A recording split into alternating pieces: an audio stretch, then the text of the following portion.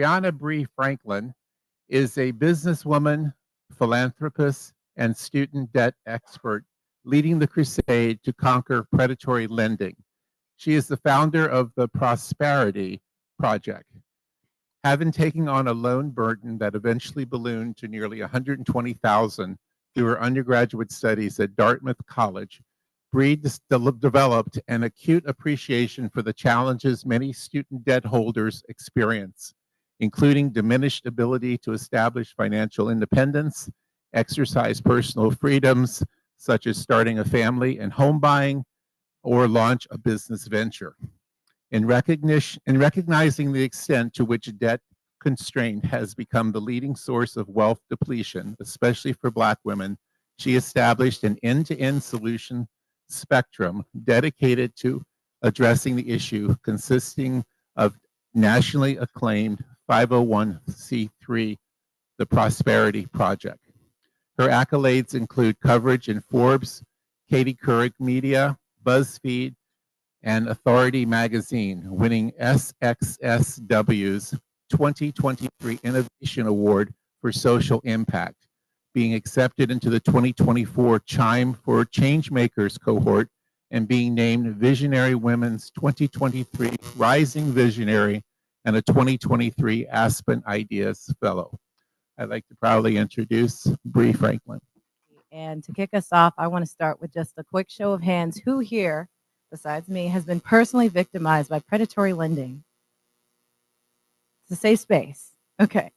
So this is something that, as was just explained, I came to know very intimately through my undergraduate studies. So I saw that there was a fellow Dartmouth grad here in the house.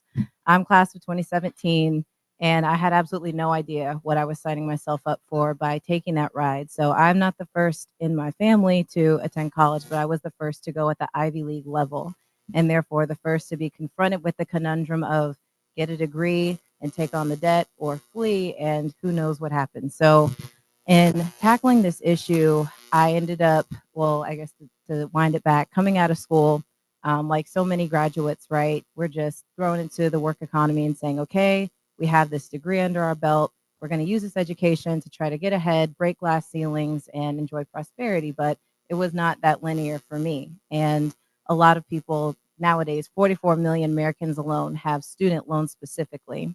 So what I want to talk about today is how do we defeat this massive conundrum? How do we tame this beast that so many people have honestly just conceded to and thought there's no hope, with almost $2 trillion in student loans burdening people all across the country. A lot of folks feel that there's just no getting out from underneath this mountain. And then that's just one category of debt. Of course, there's consumer debt that's on the rise. There's buy now, pay later, which are tripping up our young people, and mortgages, tax debt, and so forth. So I've identified 3 I's for being able to successfully put an end to this problem. We have to treat it, as I like to call it, like a house on fire analogy. So as with any burning building, you know, there's a couple action items that we want to take in order to solve the problem. The first is deterring other people from being put into the fire. So we have to intercept. Our young people are being increasingly targeted for predatory loans of all kinds. So not just education debt, but as I mentioned, buy now, pay later. Kids as young as 10 and 11 years old are now finding themselves on the hook for tens of thousands of dollars, or sometimes, you know, in the 4-figure range of loans, because there are no checks and balances to prevent them from falling victim into those schemes. And so with there being increasing pressure on young people to learn their savviness, right? They're not being educated properly in the home, especially in a lot of marginalized communities. We've got to figure out how to intercept these young people so that they are not fed to a system designed to take advantage of their youth and what they may or may not know. So as touched on, I've been designing a few solutions that are dedicated to this specific problem, speaking to high school or speaking to college students, because the more that they go uneducated, the better it is for the people that are looking to take advantage of them, as evidenced by a quote years ago spoken by a former CEO of Sallie Mae saying, if a teenager can produce condensation on a mirror this year, we need to get them alone. And even though that statement was made in 2007, that ideology, of course, lives on. And we're seeing that evidence through the crippling amounts of debt that young people are taking on. We're seeing it through their inability to just achieve basic freedoms. I know we're all very privy to youth moving back in with mom and dad on the rise, and that's only getting worse. So being able to intercept is a key thing, and that changes with the conversations that we have with our young people, making sure that they're aware of all of the options that are available to them when they go past high school, whether that's enlisting in the military, the armed forces, whether that's a trade, whether that's taking a gap year, studying, whatever it is that they can do to best position themselves to achieve financial freedom and success is what we want to champion. The second I is intervening. So that would be most people at this point. A lot of people, we can't turn back the hands in time, unfortunately, and tell ourselves what we wish we knew. We have to just move forward in the knowledge and the strength that we've now cultivated. So being sensitive to the fact that pretty much all people with crippling student debt, if they could go back and make that choice all over again, they would choose differently. Intervening is so important to make sure that we can lighten their load, because people may not know this, but I've studied a lot about how this affects Black women and marginalized communities specifically. Black women are 5 times more likely to default on their student loans. They owe 111% of their income towards their debt. So that equates to them owing money that they quite literally do not have. Their lifetime average net worths are between $0 and $11,000, and at being paid only 63 cents on the dollar, it sets people like this up for tremendous financial failure and heartache. And so, the work that we've been doing to intervene through the Prosperity Project, which is actually in transition to potentially become a foundation, potentially a C4, the sky's the limit. We value as a team being able to meet people where they are and not give them a safety net per se, but a trampoline, because we want to make sure that as they rehabilitate, that they're not just getting financial relief, but also the comprehensive skills needed to make better and wiser financial decisions as they move forward. So going back to that house on fire analogy, this is our equivalent of hosing off everybody who was already in the burning house, treating them, bandaging the wounds, and then making sure that they have the strength they need to keep marching. And then the third I is smoke clearing. So that's necessary interference. There's a lot of rhetoric, and President Bob, we had a wonderful dialogue before during lunch, just talking about the harsh attitudes that a lot of people who have not been personally impacted by this issue are experiencing, are exuding. It's just when you have not had to live this struggle, very easy to make claims of, oh, you should have done this and you shouldn't have done that. And, that was a stupid decision. Why would you take out that money? So what we need to have more of is the right kinds of conversations, of accurate conversations about how this even came to be. So quick history lesson. The student debt crisis got its origins in the 40s on the heels of the GI Bill following World War II. A lot of people, were coming back to the States. They were optimistic about their futures and wanting to just have a fresh start. They were wanting to empower and improve their trajectories for their families and themselves. So student debt was introduced under that GI Bill, and it was capped at $1,000 per academic year. So even adjusted for 2024 inflation, that's still about, say, 15 to 20,000 modern day US dollars, which is not terrible. But when you consider the fact that certain institutions are now on the verge of crossing the 6-figure mark for 1 year, one institution's at $96,000. You can see that there is a lot that went wrong. So what happened between then and now is that around the 70s, the Student Loan Marketing Association, SLMA, branched off and privatized to become what we now know as Sallie Mae. And that is where things started to get really hairy, because once it was privatized, no longer were they under the same federal parameters of vigilance and oversight and governance. And then by the 90s, we started to see really the basis of today's crisis come into fruition. And in 2004, the lending institutions successfully lobbied Congress. So a lot of this was happening right here in our stomping ground of DC, to prevent student debt from being discharged through bankruptcy any further. So taking great measures to make sure that people were left with that burden and could not, employ any legal out, so that they could start fresh and just discharge it, wipe the slate clean, and move forward. And as we've seen too, tuition rates have just been artificially inflated year over year to the tune of about 5.7% year over year since the early 90s. So I'm a 90s baby myself. And when I look at that number to see that I believe the federal student debt on 775% since the year I was born in 95, it's very, very alarming. So all that to say, it's a comprehensive skill set that needs to be constructed and executed. And, that's why I feel very fortunate to have made the progress that our team and I have so far in building solutions that are meeting these needs, making sure that this fire does not rage on any further and that we can clear the smoke and start fresh. Thank you all for your attention and shared solidarity as we work to conquer this crisis together.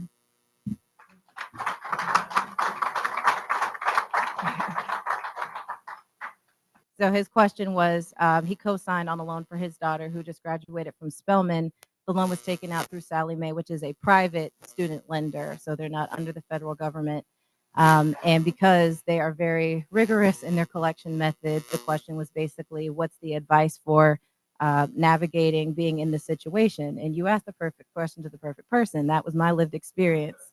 So a key part of my story, 2 years out of school, I was so overwhelmed. A lot of people assume that when you graduate from an Ivy League, that you're fast tracked to work at Goldman, McKinsey, consulting, finance, what have you. And all my peers were on that track, but I was not. And I was taking on minimum wage part-time jobs just to make ends meet. And it got to a point where my debt situation exploded in my face. My credit sank 150 points overnight because I was so behind on those payments out of frustration. And as I would describe it, feeling like I was draining the ocean with a teaspoon. So Sallie Mae was really, who I and my family were also indebted to primarily. My dad and stepmom co-signed on those loans, and that created a lot of interpersonal tension for us as well. And I will say what helped break me free of dealing with them was refinancing. So I was fortunate to get as close to an angel as I could have hoped to have on the phone one of those days. I made many attempts while previously unemployed, just trying to reason with them, trying to level with them, see what we could work out. And I found that they care a lot less when you have no money coming in. And I was talked to, as you said, just like the scum of the earth. And it was just a very condescending, disrespectful tone. I'm trying to make my case, just be honest, not try to hide anything. And all they would say is, well, you still owe us $750 a month. We don't know what to tell you.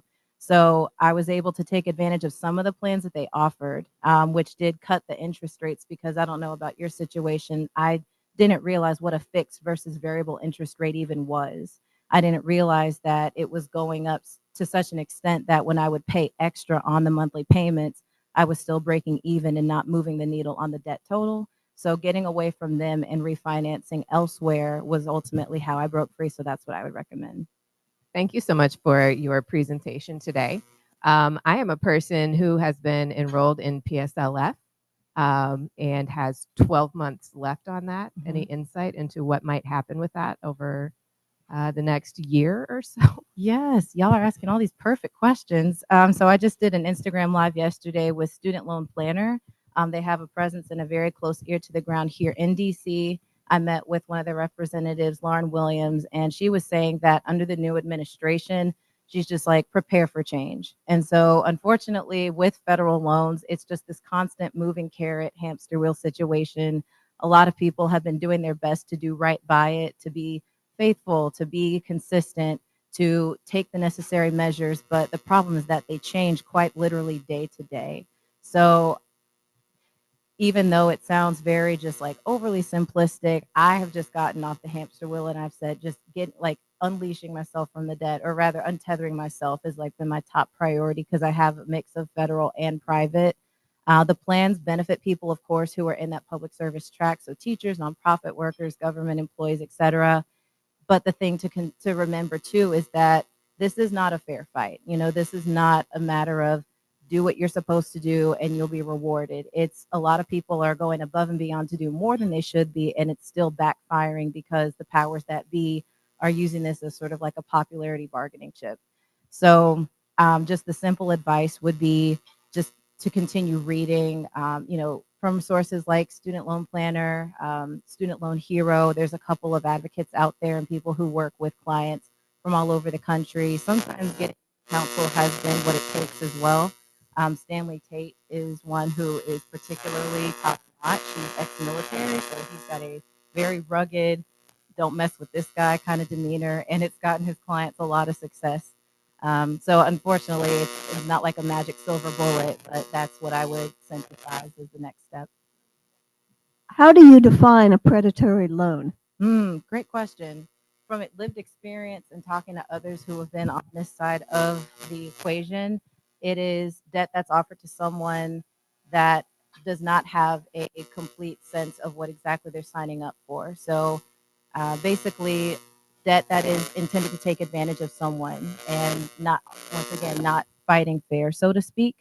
With young people, that looks like inflated interest rates. There's also subprime lending altogether as an industry under different consumer branches. And what we've seen is that there's just a lot of emphasis, mostly on credit cards, buy now, pay later, but also education debt, as I touched on, where it's really just looking to take advantage of what people don't know and looking to sign them up for terms that are unfavorable to them. And so as I've been developing my fintech solution, it's a game called Cadet Prosparette. We actually are looking to challenge that with legislation eventually, because in the same way that teenagers are not legally allowed to operate a motorized vehicle without passing a driver's ed test, we feel that it should work the same way and that there should be some sort of conduit to make sure that they have that knowledge and training and can put that to a test and then can say to a legislator, by law, these companies should no longer be able to market to, first of all, kids under 18, but also be able to do business with anyone who doesn't have a CP, Cadet Prosparette score, say 85% or higher. So just taking it back to that question, predatory lending is a form of debt that does not play fair. Changes in the landscape of healthcare and retirement will put pressure on the individuals to make more sound financial decisions. Now, apparently, young people take their information from TikTok, Instagram, and other social media websites. How can we try to educate people? And maybe getting the information from social media is not the right type. To make sure I understand your question, you're basically asking what checks and balances we can implement to keep kids protected when they're looking online and they're being targeted by marketing. Is that correct? Okay. So I had a thought about this, go figure, while shopping at Macy's a few weeks ago. I saw how on social media, and for those who are active on there, you may have seen too, that years ago, celebrities were getting flanked by, I believe, the FDC, or it was some division that was regulating, communications and consumer behavior. And they were basically cracking down on the paid promotions that were not being identified as such. And it occurred to me that we need to have those sorts of same things, that when we go to Macy's, when we go to Nordstrom, when we go into, a lot of these stores that offer those store cards, that they need to have a disclaimer saying this is a form of debt. So winding the clock back 10 years ago when I was 19, I was shopping at Gap. And mind you, I'd lived my entire life being told by my parents and family, don't get a credit card until you have a full-time job.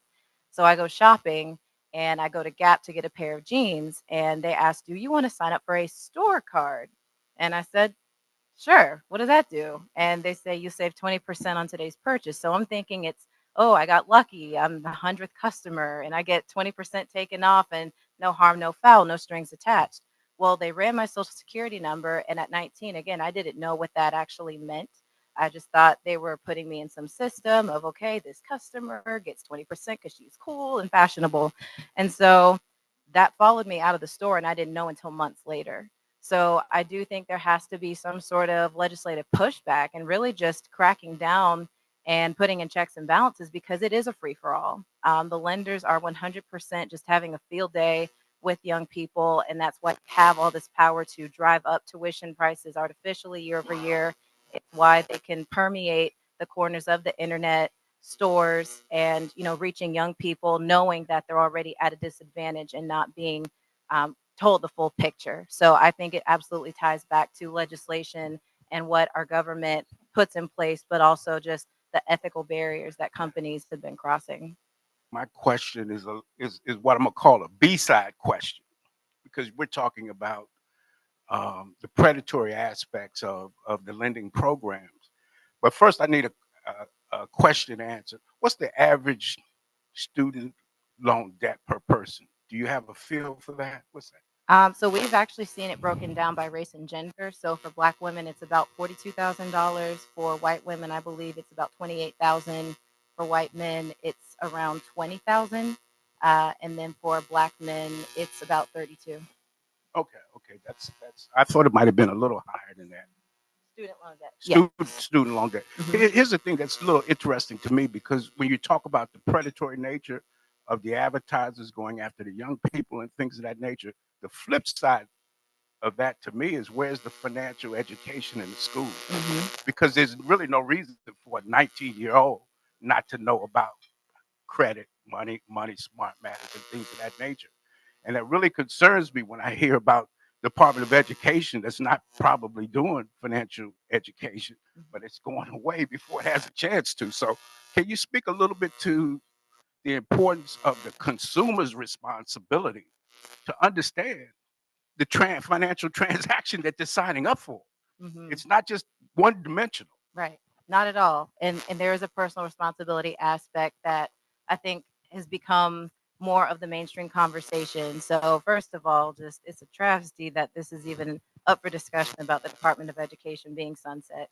But I do feel that what trips people up is just where to start. You know, a lot of people, they're trying to take ownership. They're trying to say, okay, I can't live like this anymore. This is not sustainable. This debt is eating me alive. But there's just such a high volume of resources, and sometimes they get mixed in with people's personal beliefs, and then it takes a religious turn, or it takes, you know, an indoctrinational turn, and then people feel like, well, you know what, if that's the advice I'm going to get, and if they're going to make judgments about my lifestyle choices or just things that have nothing to do with my financial acumen, I'm just not paying more attention. The tea, just from the conversations that I've been part of, and even my own lived experience. You know, there was definitely a version of me that was very ostrich like, head in the sand. I don't want to know, la la la, don't talk to me. It doesn't exist if I don't log in and look at it.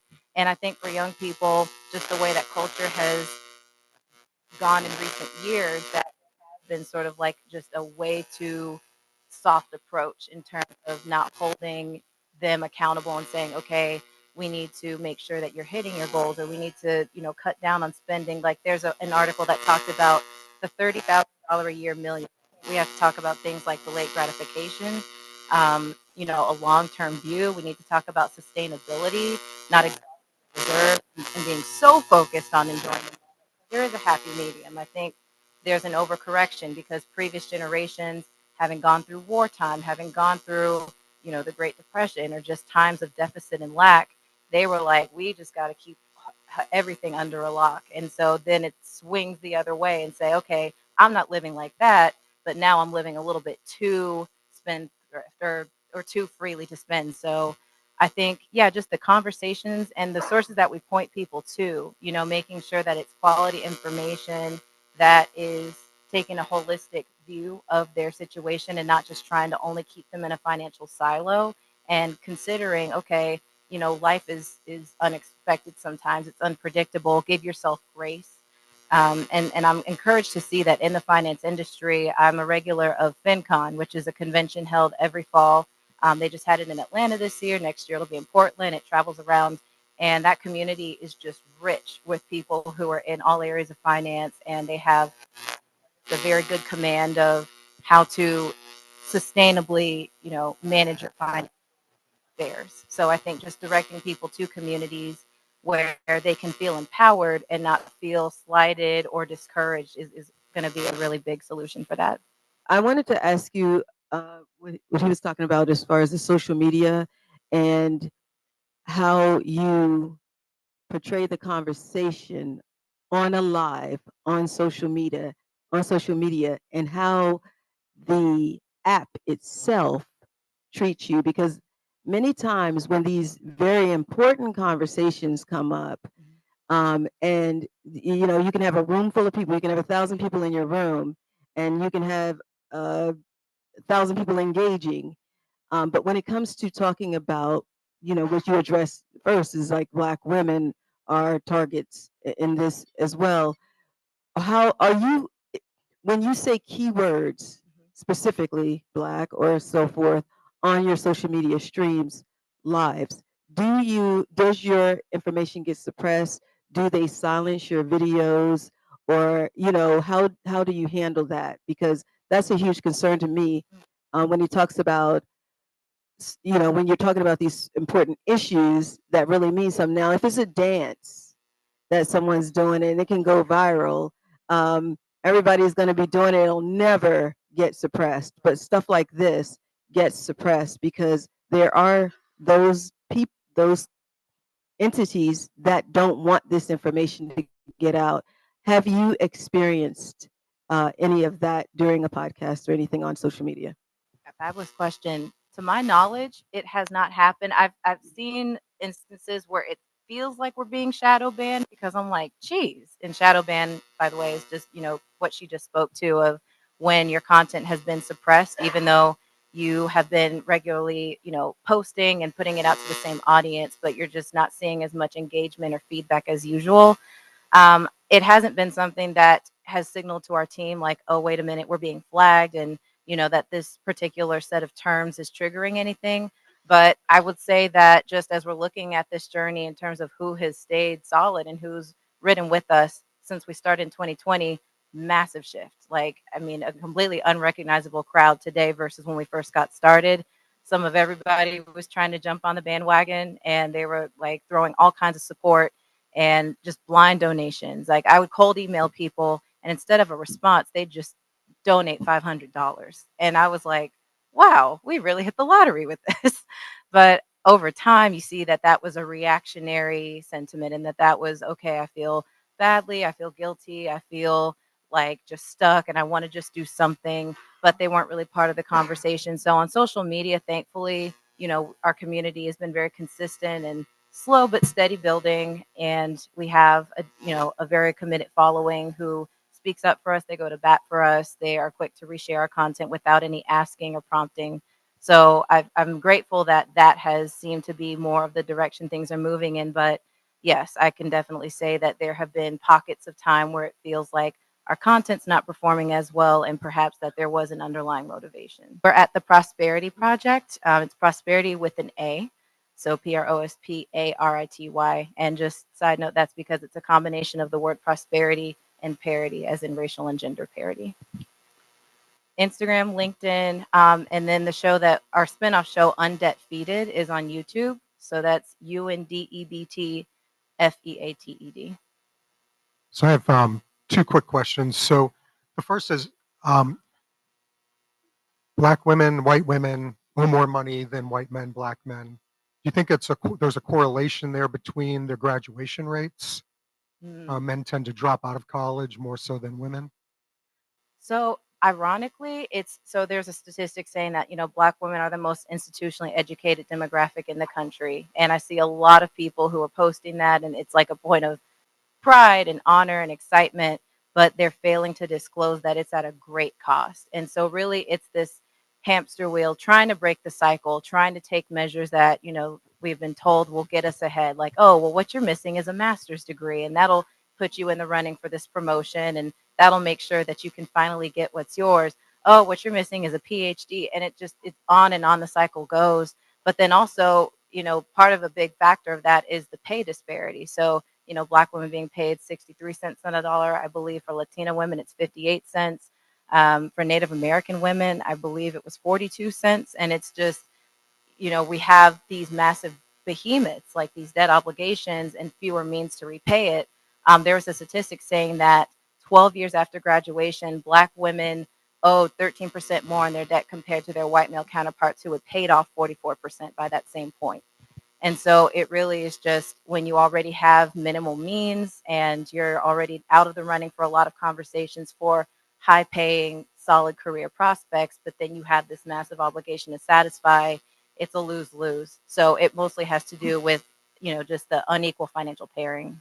Do you know, is there anyone going after who I consider the largest predator out there, either through class action lawsuits or through the government, going actually after the universities who keep jacking up the price because they know there's this unlimited amount of money out there that the US government's going to back? yours truly. I'm part of a class action against my alma mater and 16 other schools. And I did not voluntarily interject myself. I got an email and I actually thought it was a scam, but there's about $440 million being paid out across 16 schools that were found to be in collusion and intentionally obscuring non-loan monies to students. It's like the money was there, but they were just pointing people and families in the direction of here's this loan, here's this, money that you'll have to pay back, but they're trying to make it seem like such a virtuous thing. So each person we're getting between $2,000 and $3,000. But it exactly considering the fact that it cost me 100. So I've been keeping a close eye on that lawsuit, but then also just hearing from others, who are trying to push universities to do the right thing. Like with Princeton, they got rid of their tuition completely. And the thing is, when you have a multi-billion-dollar endowment, it's totally possible. It's just a matter of will you step up and make that change? So we have a tradition in our club of planting a tree in the honor of our speaker. Speaker, tree for you. And so we will do so, and there will be GPS coordinates to show you where your tree is planted. And here is the certificate. So congratulations. Thank you.